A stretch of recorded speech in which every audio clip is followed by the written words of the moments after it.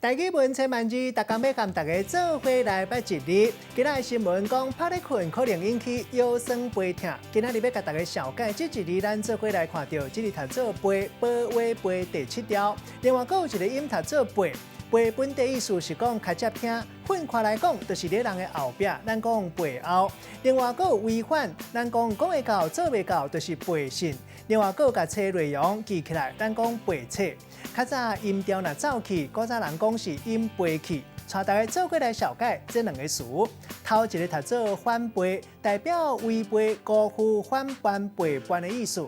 第二个词读做背骨，这个本地意思是讲一款丧命的骨相，讲一个人不忠，落尾嘛当讲一个人个性较会反叛，食碗来洗碗外，咱讲是背骨。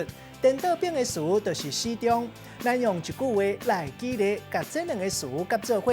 譬如讲，咱咧讲路遥知马力，日久见人心。望阮陪伊做陪骨囡仔，反陪朋友的人，绝对无朋友。